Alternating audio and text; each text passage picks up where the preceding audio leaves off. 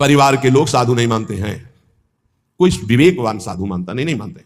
परिवार के लोग नहीं मानते, साधु थोड़ी मानेंगे, वो तो अपना रिश्ता नाता संबंध देखकर बात करते हैं, वो संसारिक संबंधों की मान्यता रखते हैं, इसलिए नहीं।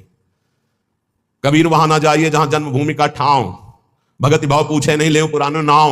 वो थोड़ी कहेंगे महात्मा जी, नहीं वो तो वही कहेंगे आओ पंडित नाम लेके बात करेंगे, ऐसा अमुक ना। कबीर वहां ना जाइए जहां जन्मभूमि का ठाव, भगति भाव पूछे नहीं ले पुराने नाव, वही संसार की बात। अनर्थ बीजम बड़ा आकर्षण है, परिवार वालों का बड़ा आकर्षण है। आप देखो अंदर से देखो, 20 वर्ष नहीं देखो, फिर देखो भैया है हमारे, ये अपन अमुक है हमारे अमुक। और श्री जी को 20-25 वर्ष से नाम जप रहे शरणागत हो, ये कभी नहीं आया कि आराध्य देव मेरे, जीवन धन मेरे। ऐसे धिक्कार है इस मन बुद्धि को कि जो अनंत जन्मों से हमारे हैं वो हमारे पराये नजर आते हैं, जो बिल्कुल हमारे नहीं, जिनको हम जानते नहीं है, अब भी नहीं जानते कि भाई के रूप में कौन अंदर विराजमान है, बहन के रूप में कौन अंदर विराजमान, हम नहीं जानते, केवल ढांचे को मानते हैं। ये ढांचा मेरा भाई है बहन है, और ढांचे के अंदर बैठा परमात्मा, उससे कोई परिचय नहीं है। इसलिए स्वार्थ मत्वा कृतार्था आत्म सुख विवेकादयो अग्राह्य वाचा। है विवेकी साधक, ये परिवार के जन विवेक युक्त नहीं बोलते हैं, इनके मोह मदिरा से उन्मत्त प्रायः भरे वचन होते हैं, इनके वचनों को नहीं सुनना चाहिए। अग्राह्य वाचा, इनकी वाणी को ग्राह्य नहीं है, अग्राह्य है। स्वीया सर्वे जिघान संत्यः बहुमृषा स्नेह पास निबद्ध, ये झूठी झूठी बातें बोल करके केवल स्नेह पास में बंधा लेते हैं, और ऐसे बांध लेते हैं कि छूटना मुश्किल हो जाता है। महापुरुषों का आश्रय लेने से एक बात ध्यान रखना, एक अद्भुत उमगन जागृत होती, उस उमगन को तपस्या के द्वारा संभाला जाता है, नहीं गिरा देगी। अब ये कोई कैसे समझ पाएगा कि महापुरुषों की कृपा से जो आनंद की उमगन होती है, अगर उसको तप के द्वारा ना रोका गया तो गिरा देगी, पक्का गिरा देगी। ये बड़ी सूक्ष्म बात है, सबको समझ में नहीं आएगी कि महापुरुषों के संग की कृपा उसको गिरा कैसे देगी। भगवदानंद की जब अनुभूति हो तो उदासीनता बाहर इतनी हो जानी चाहिए कि तुम्हें देखना कोई पसंद न करे। ध्यान रखना, ये अनुभव की बात कह रहा हूं। जब आनंद की उमगन हो, भगवदानंद, तो एकदम उदासीन हो जाना, मन बहिर्मुख बिल्कुल ना होने पावे, किसी से अपनापन न होने पाए, तो वो भूमिका बदल देगा।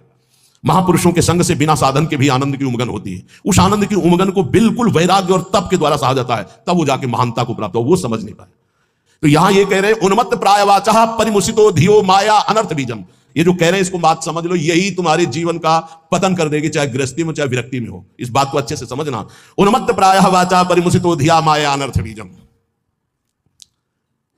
एक बार जब परिवार के जन सामने हो और तुम उनमें भगवत भाव प्रणाम करके अपनी भाषा बोलना वैराग्य की, फिर देखना तुमसे कौन प्यार करता है। तुम उनकी भाषा में मत आ जाना, अपनी भाषा में बोलना जो साधु की भाषा होती, फिर तुम्हें असलियत में समझ में आएगा कि कौन प्यार करता है, कोई नहीं। जब तुम उनकी भाषा बोलते हो तब बात, अपनी भाषा में सदैव हो भक्त, अपनी भाषा में। ये जीवन अब ऐसा दांव नहीं हमें चूकना कि इस जन्म में मुझे भगवत प्राप्ति ना हो, ये बहुत अंदर की बात समझ लेना। उन्मत्त प्रायवाचा परिमुसितो धियो माया अनर्थ बीजम, बिल्कुल 100%। अगर पारिवारिक मोह के जाल में फंस गया, चाहे गृहस्थ हो चाहे विरक्त हो, निकल नहीं सकता, इतना बड़ा जाल है। स्वार्थम मत्वा कृतार्था अतन सुख विवेकादयो अग्राह्य वाचा। कैसे तुम्हें बताएं, बाहर थप्पड़ लगता है तो उसके लिए औषधियां होती, लेकिन जब हृदय की मार होती तब कोई औषधि नहीं होती। इसलिए आपसे प्रार्थना कह रहे हैं, अब भी समझ जाओ, अब भी समझ जाओ। तुम्हारा वैराग्य स्वरूप है तो तुम लोग अपने वैराग्य की इज्जत की रक्षा करो। समझ में आना चाहिए कि वैराग्य का स्वरूप क्या होता है। परिवार वालों को, संसार को भी समझ में आना चाहिए। आपका अपने ठाकुर सेवा, अपनी भगवत सेवा, अपने दिनचर्या इतना महत्व हो कि सामने वाला 1 घंटे दरवाजे पे खड़ा रहे और सोचे कि क्या इनकी भागवतिक रति है। ऐसे संकेत में श्री जी आपको समझा रहे हैं। स्वार्थम मत्वा कृतार्था अथन सुख विवेकादयो अग्राह्य वाचा। ये विवेक रहित बोलने वाले संसार के अग्राह्य वाचा, ये नाशवान शरीरों का संबंध तुम्हें अविनाशी बना देगा, तुम्हारा साथ देगा। ये मरण धर्मा शरीर है, अविनाशी परमात्मा की शरण छोड़कर इनके इंद्रियों की गुलामी के लिए किसी व्यक्ति वस्तु का आश्रय धिक्कार है। जी हम कामी है, क्रोधी है, लोभी है, लेकिन श्री जी लालजू को छोड़ दें, ऐसा तो हो ही नहीं सकता। इतना तो रख लो, इतना तो रख लो, हमारी बात तो समझो। हम नीचता नहीं छोड़ सकते तो श्री जी को कैसे छोड़ सकते? हम नीच है मानते हैं, हम पतित है मानते हैं, लेकिन हम आपको नहीं छोड़ सकते। हमारा स्वभाव नहीं छोड़ सकना, हम नीचता नहीं छोड़ सके, काम नहीं छोड़ सके, तो नाथ आपको कैसे छोड़ सकते हैं? अब आपके गले पड़ गए। अगर हम कामी है तो आपके हैं, पतित है तो आपके हैं, आपको नहीं छोड़ सकते। इतना तो पकड़ लो यार, इतना तो पकड़ लो। हम संसार को पकड़े हुए हैं, माना नहीं छोड़ पा रहे, लेकिन हे संसार के स्वामी, हम आपको भी नहीं छोड़ पाएंगे।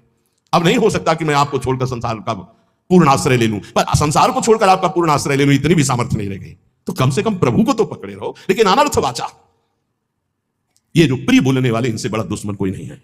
कोई बिरला होता है जो प्यार का अर्थ समझता है, अपने प्यारे के सुख में निमग्न रहना। वो तो केवल सच्चिदानंद भगवान ही जानते, दूसरा कोई नहीं। प्रीति की रीति रंगीलो ही जाने, ये संसारी जानेंगे। ये अपने स्वार्थ के बसीभूत, ये अपनी वासनाओं के कीड़े, ये प्रीति को जानेंगे, ये प्रेम को जानेंगे। तुम्हारे हृदय को छल नहीं कर देंगे। अगर बात नहीं मानोगे तो बाद में पछताओगे।